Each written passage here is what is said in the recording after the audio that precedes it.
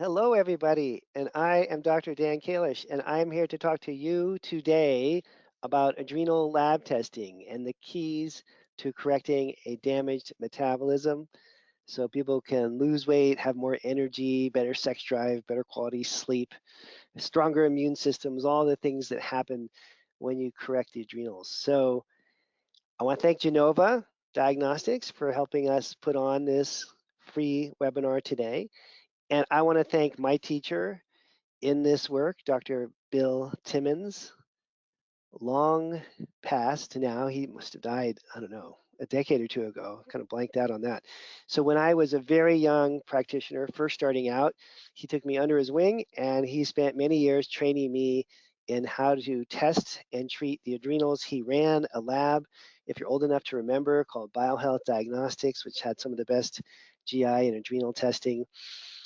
And he's quite a character and quite a person. And everything I'm talking about today is directly out of the Dr. Timmons playbook. You are now the third generation of person to be learning this. Timmons developed this work in the 80s. I learned it in the 90s, and I'm passing it on to you. It has been battle tested with tens of thousands of patients in thousands of practices in several generations. And these programs work really, really well. And super excited to be teaching you them. Okay, so we used to spend a whole weekend trying to cover what I'm going to do in about 30 minutes, but I want to give you like the essence of the treatment so you can start to try this on a few people and see what the results are.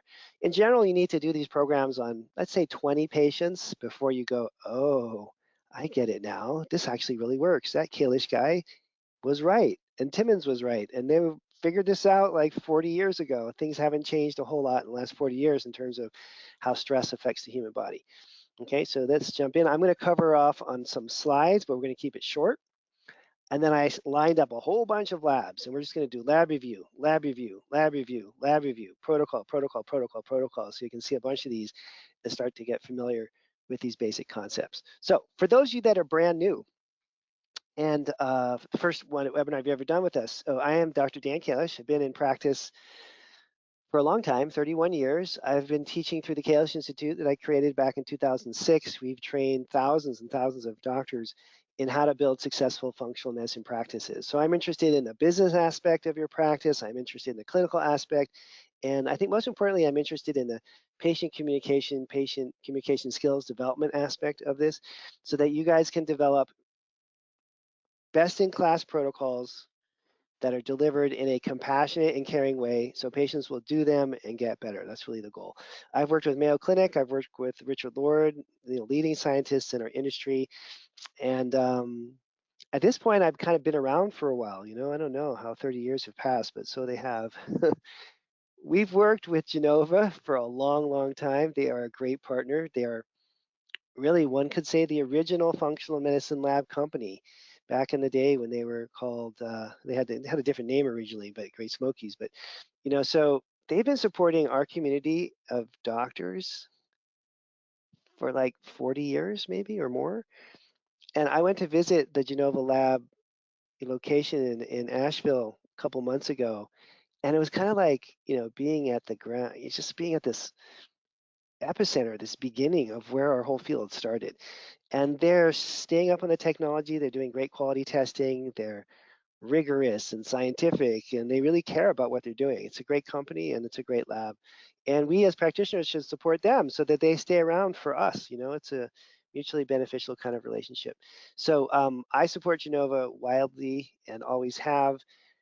We are giving Genova customers a 40% discount on this webinar, for webinar registrants like yourself for our upcoming Genova class on interpreting the NutrEval.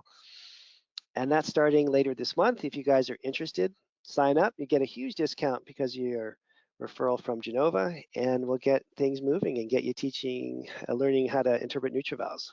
A little bit different than the subject today, but equally important. Oh, and I forgot to mention, scan that QR code. If you're a QR code kind of person, then you don't have to like get a link and all that, but we'll send out links later if you're fumbling with your phone and you don't have time to do all this, but take a picture of it at least, and then you'll have the code there, so you don't have to ask us what the code is. All right, so now we're gonna get into it. What's the problem? Patients are overweight and they can't figure out why. I just had one of these patients today, this morning, a few hours ago. She's like, Dr. Kalish, I'm doing CrossFit 6 times a week. Okay. And I'm eating like perfectly. And I haven't lost any weight. I weigh 190 pounds. I want to weigh 160. I think she's like 5'4", something like that. Seems reasonable. She wants to lose 30 pounds. And it's just nothing's budging. And so I said, well, maybe you have a damaged metabolism. Let's look at your adrenal lab. And lo and behold, this is like just happened a few hours ago in my practice. This happens all the time. If you have a damaged metabolism because your adrenals aren't working properly, you're not going to lose weight, even if you're exercising and eating right and doing all those other things. It's just going to be a limiter on what's going to happen with your weight.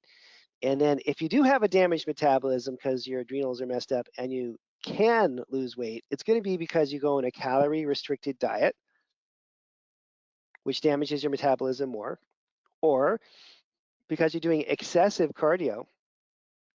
It'll get you to lose weight in the short term, but that's going to damage your metabolism even more.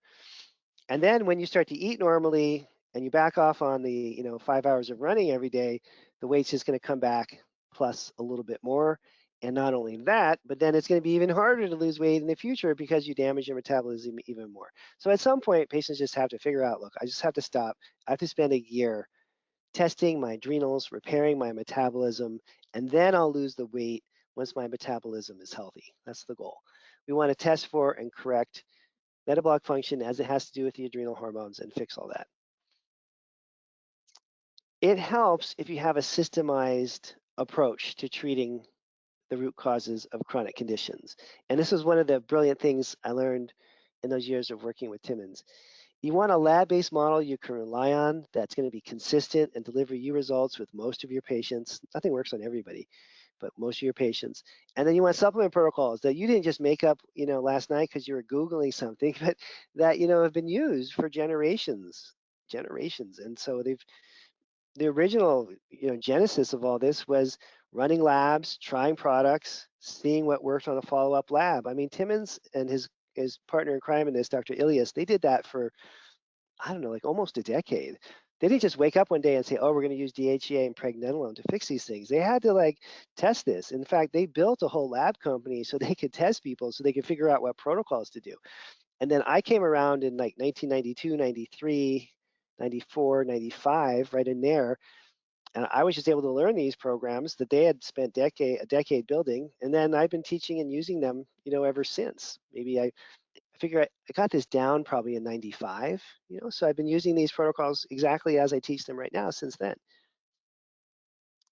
If they don't work, it means something else is going on. That's a whole nother subject. But I want you to get a quick sense, and not too many slides. We don't want to PowerPoint you to death, but just a few slides on how this all works from like a practical / patient education / science side, and then get into the lab analysis so we can spend the majority of our time hopefully reviewing labs.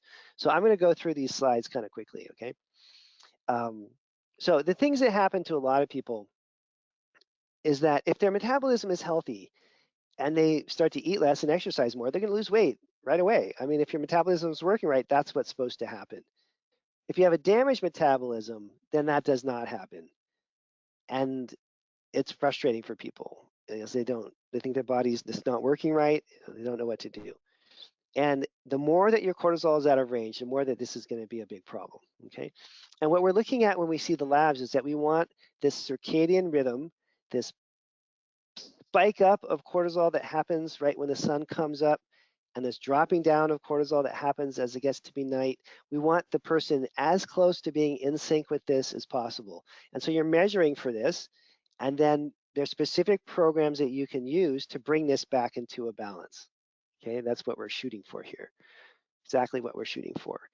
And one of the keys to treatment is that the person has to be awake and outside when the sun is coming up so they can get that exposure to orange light. There's special cells in your eye that only respond to orange and yellowy light that happens when the sun is coming up.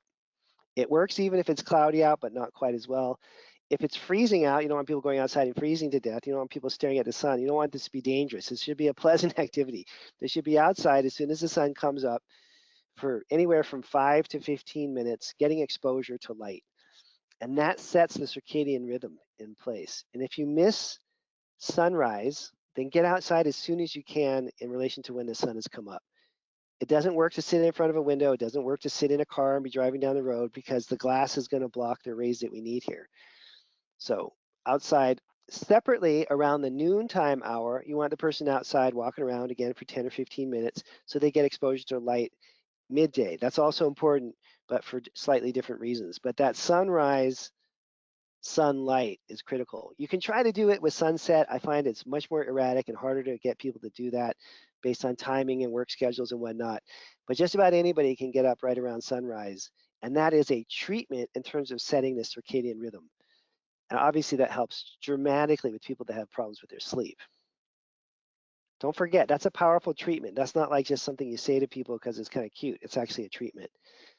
And because losing just a few hours of sleep for a few nights in a row can cause almost immediate weight gain. Believe it or not, there's all these researchers that look at these things. I don't know who these people are. I've never met any of them, but can you believe that they actually take like a bunch of health, in this case, 16 healthy men and women, and they put them through a 2-week experiment where they deprive them of sleep, and then they see how much weight they gain.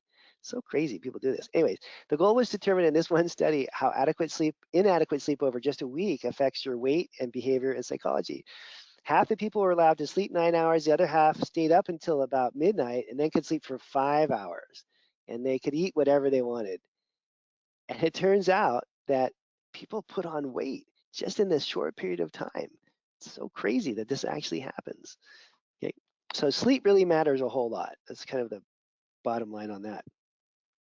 And more than you would think, probably. There's something else that helps more than you would think, and I'll talk about that more in detail in a second, which is blood sugar regulation. You don't really have a chance of fixing the adrenals unless you keep blood sugar regulated and keep the whole insulin resistance problem from happening, or reverse it if it's already happened. And that's because of cortisol's role as a glucocorticosteroid. It's one of its major roles is blood sugar stabilization. And so you have to keep blood sugar stable to fix these patterns. In fact, you can have unstable blood sugar being a major cause of a sleep problem, and the person's not going to sleep because they're eating the wrong foods at breakfast. That happens frequently. You can also have high levels of cortisol at night. And there's a specific product you can use. And when we get to protocols, I'll go through that, or products, I should say, to lower cortisol at night. That makes a huge difference for a lot of patients. Now, if the patient has low cortisol at night, you probably don't want to give them all the products that lower cortisol because it's already low. So you have to test, not guess on this stuff in order to get a program that's going to be as maximum effectiveness, right? So cortisol also controls and regulates metabolism. So when your metabolism is damaged due to abnormal cortisol, your body will store fat. It won't burn fat. It's not a bad idea if you think about it, because for most of human history, stress has meant not enough food, and your tribe is in serious trouble, whether you're wandering across the desert and you're out of water, or your food supply has dried up, or whatever the stresses are that people have faced historically. You don't want to burn body fat when you're under stress. You want to preserve fat at all costs. So those that can save body fat when they're under stress survived. And here we are, present day. Now the problem for the first time in humanity's history is too much food. Big problem. A lot of people that we work with are also suffering from issues around food addiction. Lynn Elliott Harding is a colleague of mine I've worked with for a long time, probably like 25 years now. And she thinks of food addiction as a chemical dependency disease, which is kind of cool when I first learned that. Not as a behavioral problem, not as a lack of control issue, but as like an addiction, basically, just like an alcoholic would be addicted to alcohol, or a heroin addict would be addicted to heroin. And the chemical properties of food can cause irrational behavior, depression, and a prolonging of the addiction. And so one of the things that we need to do when we're correcting the adrenal glands is get all the sugar and a lot of the starchy carbs that are poor quality out of the diet completely. And for some patients, that's really, really difficult. And so if you're dealing with weight loss, you're going to have a fair number of people in your practice who are suffering from food addiction. And for those people, you need to test and correct their gut because they're all going to have damaged guts from abusing food most of their lives. And they're almost all going to have liver detoxification issues and things that'll show up on organic acids. So you can't really have an effective weight loss program unless you do all these things. An adrenal lab, which I always would start with, and then an additional GI test and metabolomics test so that you get the bigger picture of not only adrenals, but GI and what their metabolic function is based on metabolomics. You get all those things corrected, then you're going to be in pretty good shape. But you have to get the sugar out. And again, for a lot of people with compulsive overeating problems, it's going to be an issue. Many people in this category are also going to have a yeast or fungal overgrowth we call candida. That's why we're doing the stool testing, GIFX test to look for that. And if it's present, then you want to treat the candida, and that'll greatly reduce all the digestive problems and all the inflammation in the gut and allow them to get off the carbs more effectively and all the sugar. And so in order to get these weight loss programs going, you got to eat the right thing. We're not going to really talk about that in detail today, but basically you have to figure out the food. You got to address all the emotionality around all this and think it through from a bigger picture standpoint. Okay, but we're going to try to focus on the functional medicine lab part of this. And I want to show you just a basic schematic here where we have root causes. And there's an exercise that we used to do in class. I would suggest you do this at some point. It's just write down every root cause for health problems, whether it's weight gain or whatever it is. And then what would be in the root causes category? Gluten sensitivity, dairy sensitivity, parasitic infections, emotional stress, physical abuse in childhood, toxins, heavy metals, chemicals. There's a whole bunch. There's maybe 20, 30, 40, 50 root causes, but it's not an infinite number. There's a finite number of root causes. Those root causes then eventually cascade and start to impact different body systems. And I really worked primarily with like maybe 12 body systems. We could make it 3 if you want to keep it simple, which would be neuroendocrine, GI, and detox systems. We have other models where we have 12, but whatever. And then once the body systems are falling apart, then you start to have symptoms. And so when patients come in, they might have a root cause of an eating disorder. Again, a lot of people that are overweight are going to have a problem like this.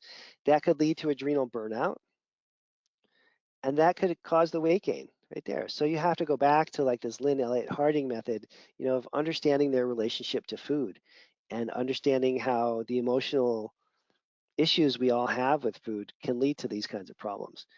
You can also have another type of modeling, and I like this model a lot. And the idea of showing models is that we want you to have a model in your practice so that you have everything that you do completely structured. So if a patient comes into my practice and they ask my admin, what does Kalish do?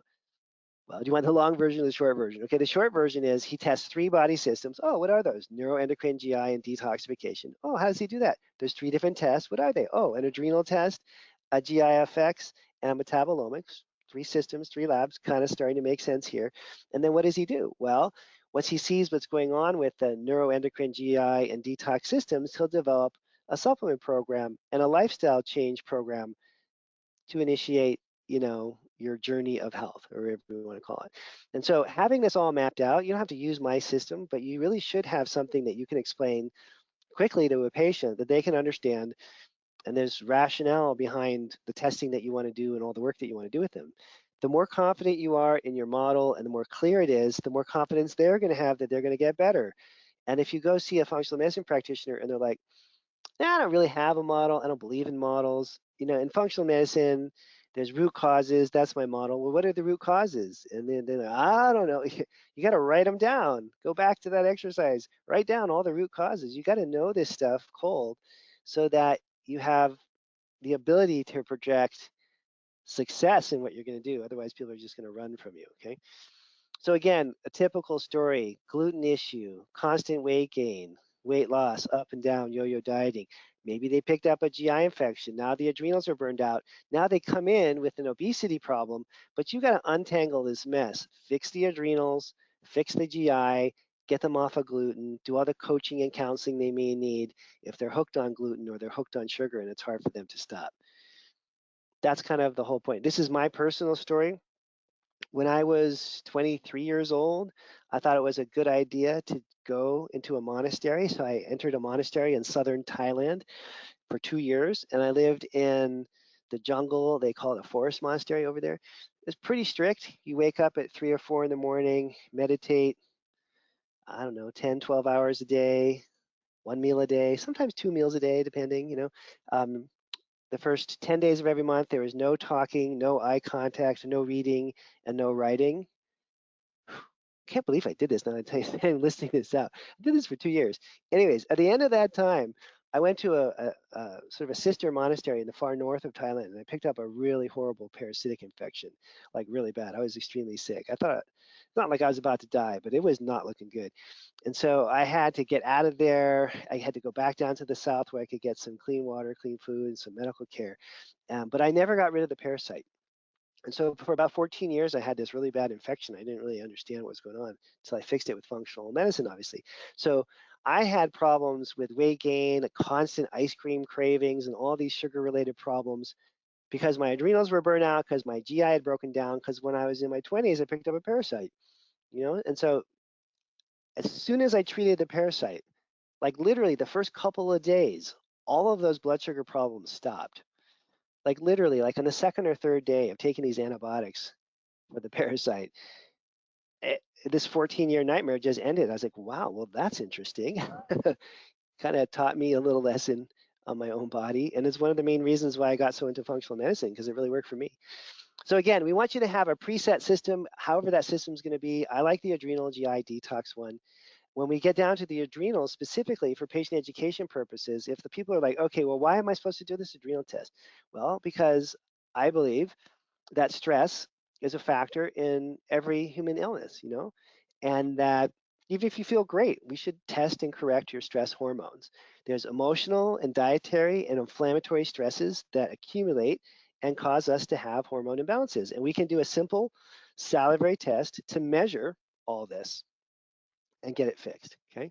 Oh, and by the way, I forgot to mention, you're welcome to type in questions.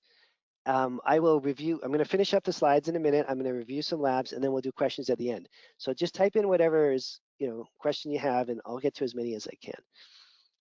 All right. So as a fundamental concept for every condition that we treat, running an adrenal lab on every patient just makes sense. Stress is a factor in GI problems. Stress is a factor in autoimmune issues. Stress is a factor in thyroid problems. Stress is a factor in skin issues. It's a factor in all the different female and male hormone issues. It's almost always present as a variable, and you just want to eliminate this as a variable. It's not going to be a cure-all in any way, but it's a platform which you can then build on so you can start to fix other body systems. When we're first under stress, cortisol levels go up, and if they stay up for long periods of time, eventually they can start to decline. And what we're trying to capture with this lab is where is the person on this spectrum? If they have high cortisol on a bad day and then it drops back down on a normal day, then they're fine. But if they have high cortisol all the time, then eventually other hormones start to get affected. DHEA levels will drop, and DHEA will be one of your most stable sort of standard bearers for how exhausted the adrenals are. But eventually the cortisol levels start to drop too, and you can end up with very low cortisol. None of this even approaches what you would see as a medical issue. This is not that. This is a lifestyle issue. This is, people who are stressed out of their mind. It could be because they served 2 tours in Iraq and they were in combat. It could be because they went through a really nasty divorce and a custody battle over their kids. It could be because they just finished law school and started their own firm, and it's just been really hard work for a long time. Most of us that went through a professional training program, any kind of school, nurse practitioner school, DO school, chiropractic college, acupuncture college, most of us are pretty stressed out just from the school experience and don't have much time to recover. In fact, we have almost every practitioner, let's say every practitioner that takes my 1-year mentorship program, tests themselves. And so we review these labs in class all the time. And it's very rare to see a healthcare practitioner that has great adrenals. I mean, it happens, but it's special, super special. In fact, we had one the other day, and I don't know if she's on the call. I'm not going to mention her name, obviously, but let's call her Betsy. That's not her real name. And Betsy submitted her lab. And Betsy is a practitioner in my mentorship class. And Betsy's adrenals were perfect, like perfect. And so I'm like, okay, what are you doing here? Because there's really, if you have perfect adrenal function, it's one of 4 different things that's causing that, or maybe all 4. Either you eat perfectly, which is rare. You exercise perfectly, which is rare. You're absolutely spiritually dialed in and just like a beautiful spiritual being that's totally connected emotionally and spiritually, which is unusual, or you get adequate sleep and always have done.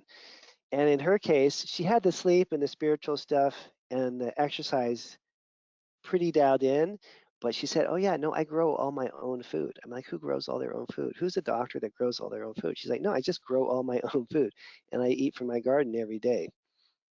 Problem solved, case solved. Like if you do all those things, your adrenals are going to be in great shape. So when we're doing these tests, this is very important. This is the most important point of the whole talk. I kind of saved it for this slide. We're not measuring adrenal function. We're measuring what the brain is doing. We're measuring what the brain is doing. Your adrenal glands are not self-regulating. Your adrenal glands don't decide, oh, I'm going to do this bad thing to you now. Your brain tells your adrenal glands what to do. So when we test and correct the adrenals, what we're really testing and correcting is the HPA axis, hypothalamic pituitary adrenal axis. That's your brain telling your adrenals what to do. So there are many things that we can do that are part of these programs to strengthen the adrenals. Pantothenic acid, magnesium, adrenal glandulars, adaptogenic herbs. Those are all great for strengthening the adrenals themselves. However, what I'm talking about today is resetting the HPA axis, treating the brain. And what Timmons and Ilias figured out in the 80s is that the things that naturopaths had been using for a long time to correct the adrenals, like glandulars, like adaptogens, like B5, were great, nothing wrong with them.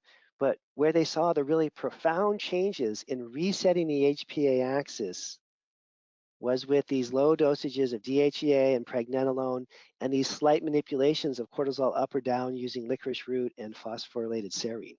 And I'll show you all that in a minute. But the idea being that you can and should support the adrenals with pantothenic acid, vitamin C, adaptogenic herbs like ashwagandha, rhodiola, ginseng, all that stuff, and even glandulars, good for the adrenal glands, keeping them healthy. But what I'm more interested in with the testing is what's happening with the HPA axis and how are we going to reset that. And that was the brilliance of what Timmons and Ilias did. And so it was very simple process, really.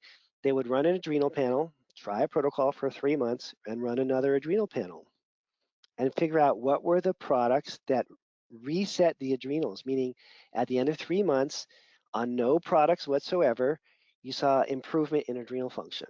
What were those products? And that's what we're going to get into today. Okay? I'm not against pantothenic acid, vitamin C, adaptogenic herbs, and glandulars. And I use those with every patient also, but you don't need a special webinar to tell you about that stuff. You could just buy that anywhere. I want you guys to learn how to interpret the labs so that you can do the HPA axis correction. So there's like 4 things you need to learn how to use. One of them is pregnenolone. Totally most undervalued supplement of all time. Nobody ever talks about it. I've never seen any other practitioner even mention it in my whole 30 years, except for unless they were a Dr. Timmons student. I don't know what happened to pregnenolone. Everyone just forgot about it completely. And it's like the most important thing for resetting the HPA axis. It works so well, so well. And it works even better if you get it in a liquid form, okay, liquid form. Why does it work? Because it does all these things. It sort of is the mother of all these hormones and helps stabilize all these other hormones. DHEA is right up there, and it's a combination of DHEA and preg that really work. Again, in a liquid, in what are called physiological dosages, very low dosages. So when a person has a low DHEA on one of these tests, we want to stimulate the body to make DHEA in adequate amounts again. Remember, that was the whole point of Timmons and Ilias. They would test somebody, put them on a program, stop the supplements, and then retest and see if they had corrected the production of cortisol and DHEA. You can use DHEA for other purposes. Like you can take 50 milligrams of DHEA once a day to help your DHEA, help your testosterone, but that's not going to reset the HPA. The low, and Timmons and Ilias tried that. It doesn't work. You could try it too for 10 years and see if you get it to work. You won't, okay? Because the higher dosages of DHEA do not tell the brain what to do other than say, hey, you guys don't need to make any DHEA now because we got more of it than we need. The ultra low dosages spread throughout the day, circulating in the bloodstream, instruct the brain to go back online and start to produce the right amounts again. Okay, higher dosages are good for other purposes, but not for this resetting effect. The lower that the dosages are within a certain range, the more of an effect you get, in essence. And then I mentioned blood sugar already. You got to do blood sugar control. And then the most important thing beyond anything that's important for all of these things is the right amount and the right type of exercise. If the person's not getting physically fit, then ultimately you're just not really doing your job, right? So you have to get that. But a lot of the patients that we work with in the beginning don't have the energy they need to exercise. So we want to, but recognize that as soon as the adrenal programs kick in and they're feeling better and they have more energy, you want them to invest that extra energy in fitness, in strength training, cardiovascular training, improving your VO2 max, all that stuff. But most of the adrenal patients that I treat don't have the ability to exercise yet. They haven't gotten there. They're not healthy enough yet. So we want to get them there and then flip them over to an exercise program.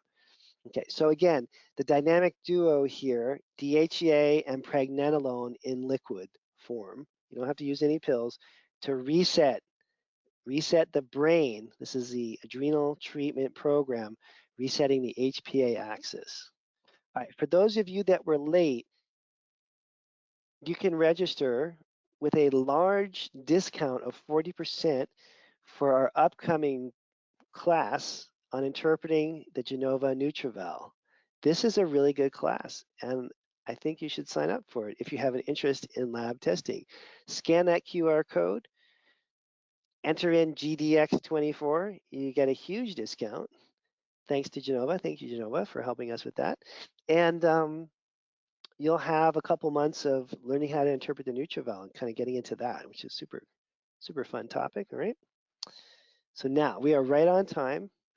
I'm going to show you some examples now, what I'm talking about, and then we're going to do some protocols. And I got everything queued up, should be right here. And bingo, there. So Genova Diagnostics, adrenal stress profile, or adrenocortex stress profile, however you want to call it. Everyone calls it an adrenal profile. And it's salivary testing. And I just randomly pick one. This one doesn't look very good. Sorry. Oh well, might as well start off with a bang here.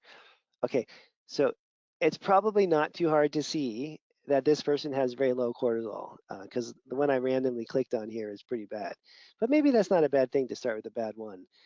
So this would be an extremely exhausted person, unable to make adequate amounts of cortisol. And I'm telling you, you can't mess these up. You could just do almost anything, and this person is going to get a little bit better, even if you just kind of wink at them for a little while. So when the cortisol is low and the DHEA is low, we call it a stage 3, and that doesn't matter too much. But we're going to use pregnenolone and DHEA to start to balance this out, right? And then when it's this bad, you're probably going to want to do some extra testing. You run a GI effect, see what's going on with their gut, run a metabolomics and see what's going on with their mitochondria and all that good stuff. And there's more to it than just this, but this is a fundamental skill to learn. So let me show you how this would work. Bingo there. All right. So this is a stage 3, but really what that means is low cortisol and low DHEA. That's the part that's important.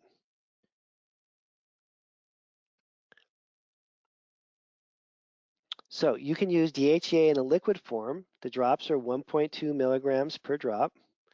And when the cortisol is this low, we usually keep the DHEA quite low, like just a couple drops. There's also a pregnenolone in a liquid, my favorite product of all time. And that one with a stage 3 like this, you can get up to 15 drops 3 times a day. So the liquids bypass the liver. They absorb right through the tissues in your mouth, directly into your bloodstream. These are very low dosages. We're talking about a couple milligrams of DHEA 3 times a day, 15 or 20 milligrams of preg 3 times a day. But remember, we're trying to mimic normal production and stimulate normal production so that when the protocol stops, internal production has improved.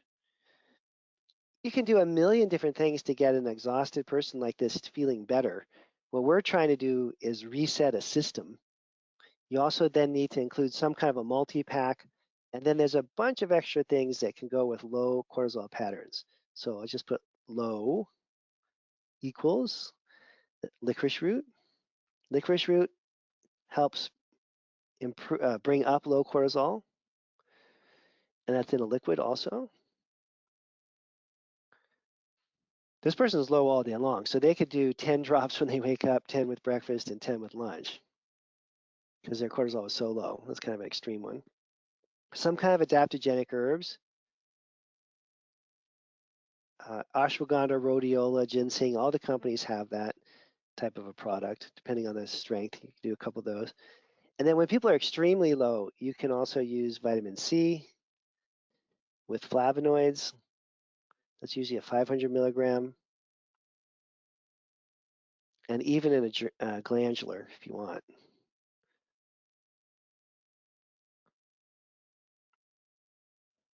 And then make sure that the multi-pack includes blood sugar support. Some of them do. If you have one that doesn't, then you just want to include blood sugar support separately.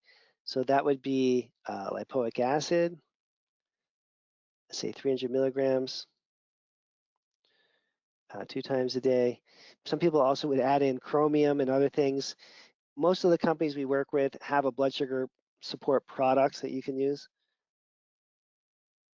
And so DHEA and pregnenolone to improve those levels, low dosages to get the brain to see what's going on, what should be going on, right? So it starts to mimic internal production as it should be again. A multi-pack with some extra blood sugar support because cortisol is a glucocorticosteroid is so important. If cortisols are low, licorice root brings them up. Adaptogenic herbs, vitamin C, and glandulars, okay, kind of generic. So now, look at us, we have so much time. I don't know why it seems like so much time here, but let's look at another one.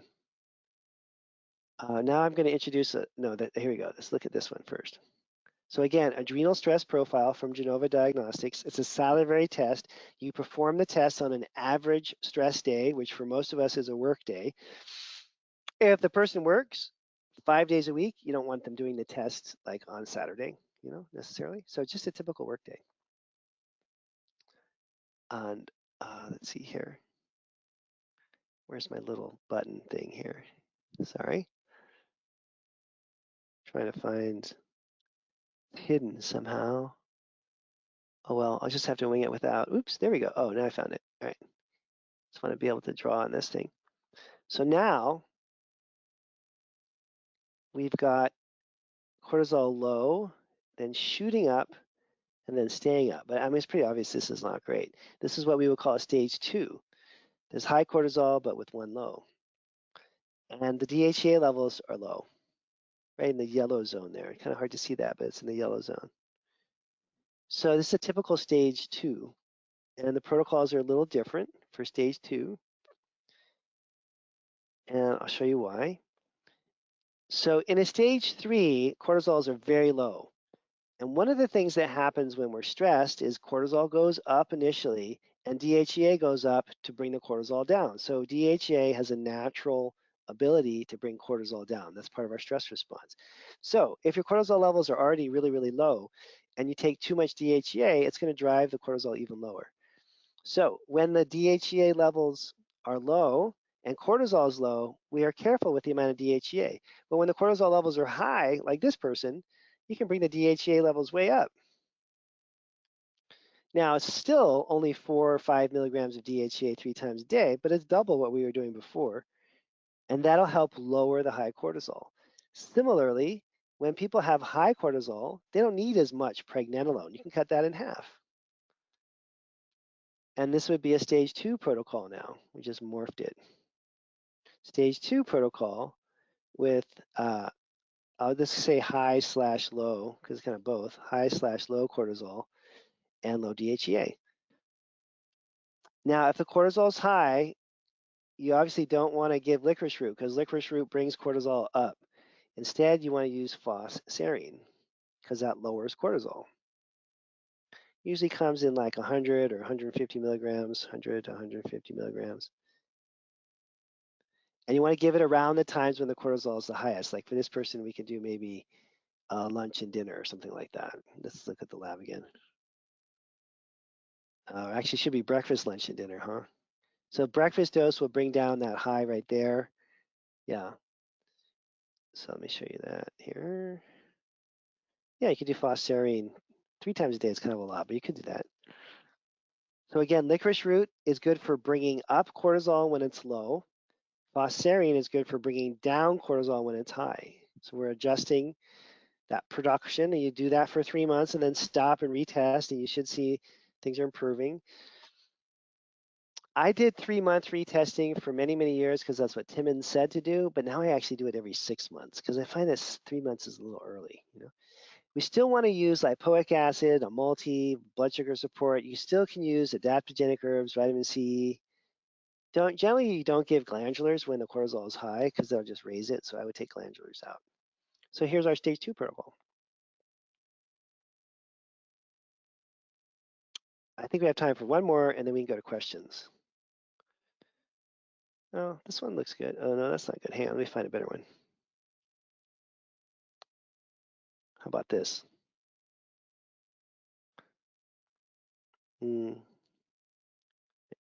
Yeah, let's stick with this one. Okay, so now I'm introducing one new variable here, which is the cortisol awakening response. It's much better to order this test with the add-on of the cortisol awakening response. Right? Why? Because it just gives you a whole bunch of more data. It's not that much more money, and sometimes it matters a lot. Sometimes it'll be the difference between finding the thing and not finding the thing, finding the HPA axis problem or not. So it helps a lot. And you want that cortisol awakening response to be around 50%, meaning that when you wake up in the morning and first open your eyes, your cortisol should go up and then down in a certain pattern, and they'll rate this for you. And if your cortisol doesn't go up and down when you first open your eyes, you got a problem with your cortisol awakening response. And that means the HPA axis is not working very well. Similarly, you can tell, there's 3 ways you can tell the HPA axis is not working well. One is the CAR. The other is the cortisol itself. And this one's not that bad, not as bad as the other ones, but still it's high. And then the third way is the DHEA. So this person happens to have all 3. They have borderline low DHEA, hence HPA axis dysfunction. Their cortisols are running high, just a little high, but high, hence HPA axis dysfunction. And their CAR is a little bit off. It's not bad. I guess they say plus or minus 10 or 20 points. So you could consider this a normal CAR. But from this, you've got here and here, right? The DHEA being low and the cortisol being off. Let me just show you one more CAR so you can see that. Oops, sorry. A lot of buttons to click. There we go. That's not one. Yeah, this one's better here. Look at this. So just looking at the CAR, again, it's supposed to be around 50% plus or minus, let's say 10 or 20%. 10 or 20 points, yeah? But this one is quite a bit lower than it should be, so 15. Maybe 40 is acceptable, 30 even, if you're pushing it, but not 15. So that means that they have a low CAR. They're not getting their cortisol up enough when they first open their eyes. That in and of itself is HPA axis dysfunction. So right off the bat, you know they need a program. Then you can look at the third variable, DHEA, super low, more evidence of HPA axis problems, and then the cortisol rhythm, normal, normal, normal, super high. So you have three different ways of determining if the HPA axis is off. This patient has all three. Sometimes you may only see one. We've had cases in the mentorship where the cortisol rhythm was normal, the DHEA was normal, but the CAR was like at a 200 or something. So it's worth doing the CAR. I know it's a little bit more expensive, but it's a better test. And let's see, okay, for this one, let's call this a stage 2 with high cortisol at night. I'll design one more program and then we'll go to questions and we'll wrap it up. So we just saw at stage 2, but the cortisol was high at night, remember? So what does that mean? That means we only want to use the phosphorine at night because it lowers the high cortisol.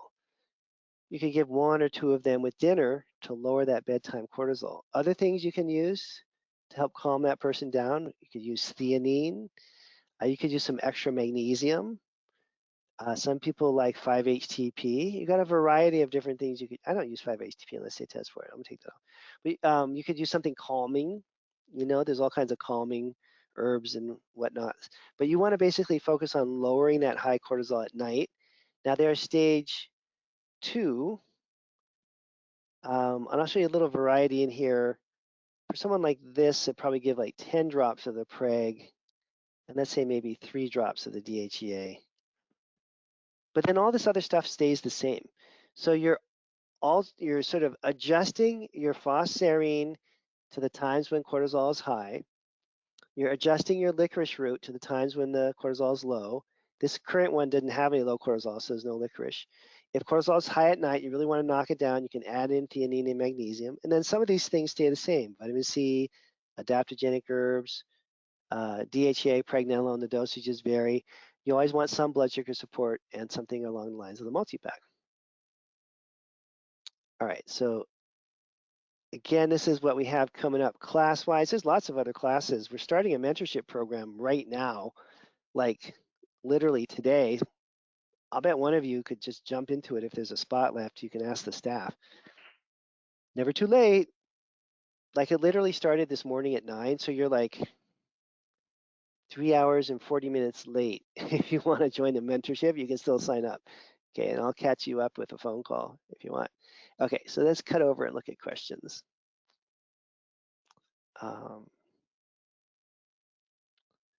Let's see.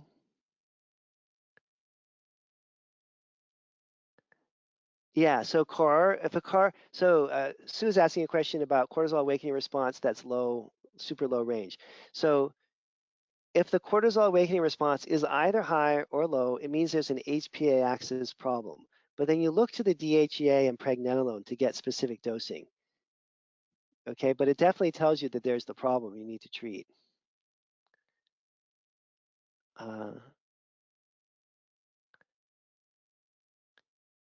Let's see,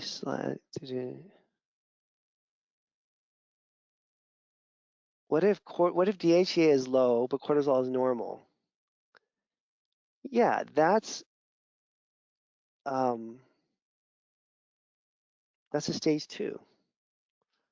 So true story, I did my first adrenal lab like in 1994 or 5 or something. And so I had this new patient. He was totally stressed out. Like he was the picture of stress. So I was like, I'm going to do an adrenal stress test. So I ordered the lab, and then the results came back like a week or two later. And I just still remember Marianne walking into the office saying, "Hey, Dan, your test results are here." And I was like, "Okay, thanks." And I looked at it, and I was like, "Oh, the cortisols are normal." And I had a panic attack, total full-on panic attack. And I was like, what am I going to do? I was this brand new doctor. I was like, this patient's going to think I'm a moron. I don't know what to do. And I took the lab report. And these days it was paper, not internet. This is before the internet was invented, for those of you that are younger than me. And I took it and I put the lab report in the bottom of Glenn Frieder's drawer. I don't think I ever told him this. I went into his office and I hid it at the bottom of his big desk drawer. That was a huge mess. And no one would ever find it there because Glenn never cleaned out his desk. And then I told Marianne, just call the patient, the lab's fine. And the patient went away. That was a stage 2 because I didn't know that normal cortisol and low DHEA is a stage 2. No one had told me that. I didn't know, and I panicked. It was another year before I ordered another adrenal panel, okay? It was another year.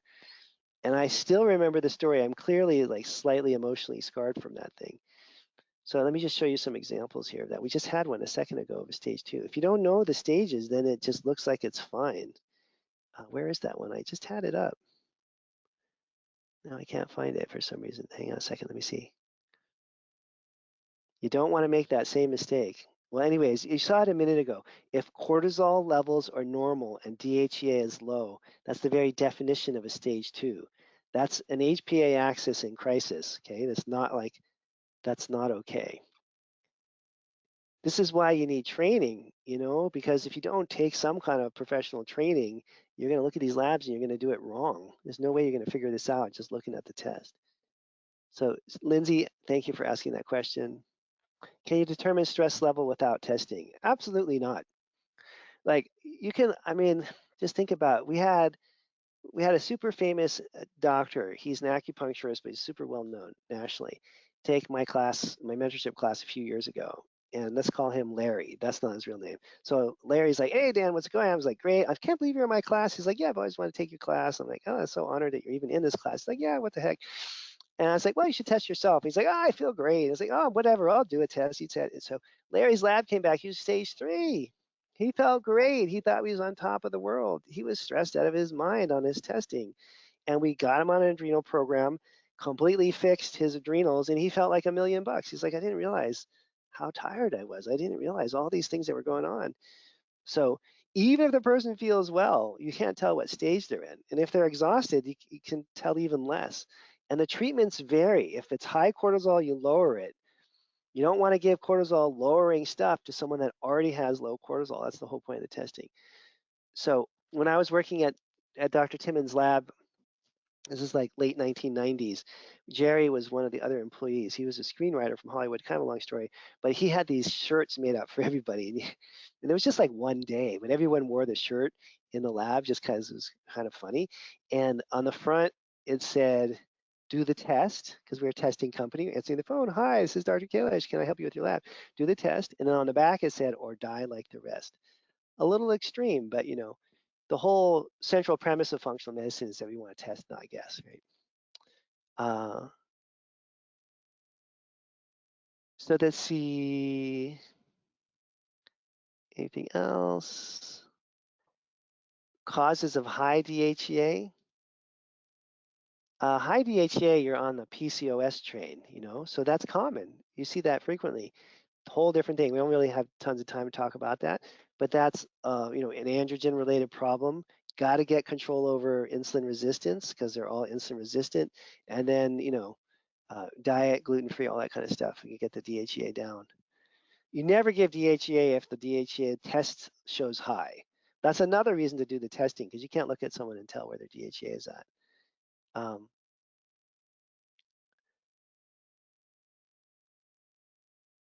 Let's see. What about 7-keto DHEA? Thank you, Michael, for asking that. I was so excited when it first came out, and I was actually in practice, like literally the day that that stuff was invented. And I was like, wow, it's going to solve all of our problems, isn't it? Because the idea with 7-keto is that it doesn't convert into the other hormones. And so we used it, or I used it in my clinic for like maybe 6 months or a year before I found out that it absolutely didn't work at all for this particular reason, for this particular goal. Remember, this is a very specific goal. We're resetting the HPA axis with liquid DHEA. 7-keto didn't help even a little bit. It's not a waste of time, so I stopped using it. It may be great for other reasons. I'm just talking about this one narrow niche here. I'm not saying 7-keto DHEA is bad for other things because I have no idea.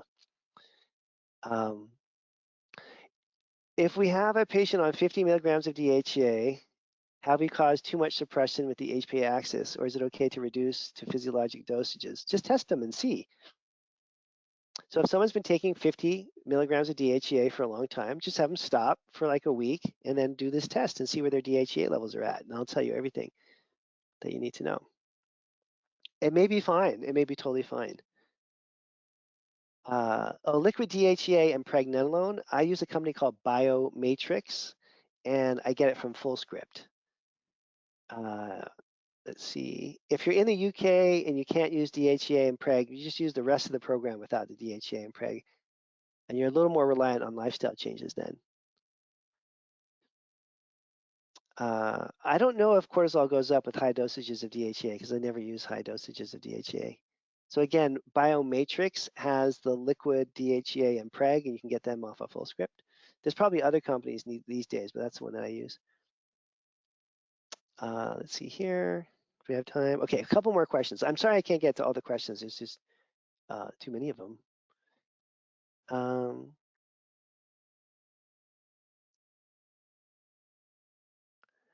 Let's see. To have them stay on the protocol for 6 months. Yeah, I do. So this is Christina's asking this. So I do the programs for 6 months, and then I stop for like a few days, maybe a week, and then have them retest. Or I do the programs for 6 months, stop. If they feel like they're better, I feel like they're better, and we don't even do the retest. We just stop the program. You don't have to necessarily retest if the problems are solved. So you always, yes, you want to remove them before from the products before retesting for sure. So yeah, with again, a couple people asking about high DHEA. So that's going to be in the realm of PCOS.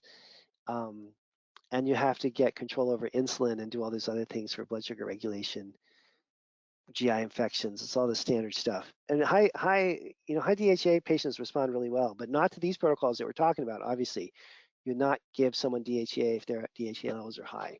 That would make them worse. Can persistent infections result in stage 3 over time? In fact, I would say yes. Is that Kim? I would say one of the most common causes of low cortisol or adrenal burnout, whatever you want to call this, would be long-term infections, whether it's parasites, like in my case, Lyme disease, all kinds of different insults to the body like that. Let's see, maybe one or two more questions here. Sorry, there's so many coming in. This is great, though. It's good that people are asking questions. Licorice root is also from Biomatrix. I always do adrenal testing before the GI, or with it.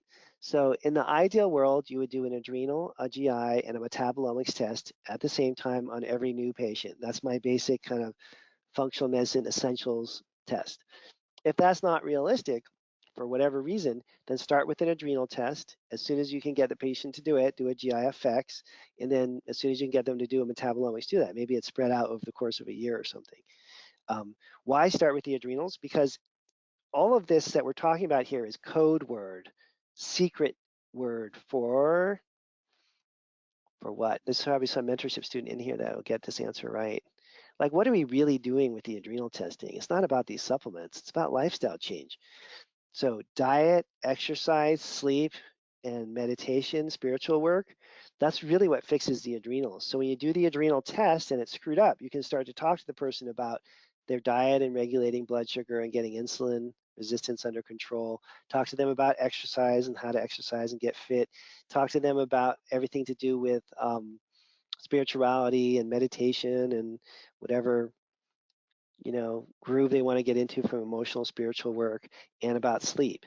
So the adrenal test gives you the leverage to talk about diet, exercise, sleep, and meditation, which are really the main treatments in functional medicine. So starting with the adrenal lab means starting with lifestyle. This is the ultimate lifestyle test. Are you eating well? You exercising right? You getting enough meditation and emotional connection time? And are you sleeping well? So we start with the adrenals because we want to start with lifestyle. As soon as you get that dialed in, you do the GI testing and correct GI, and then usually we save detox for later on. I think that's the easiest sort of sequence in which to follow. Thank you guys for participating. I know there's a million questions I didn't get to. I'm sorry about that. We're just out of time here. And I hope to see you at another one of these, and I hope that some of you will sign up for our wonderful classes that are starting now. We have this one, and we have our mentorship also that started today. So not too late to get into that if you want. I hope to see some of you soon. Thanks. Bye now.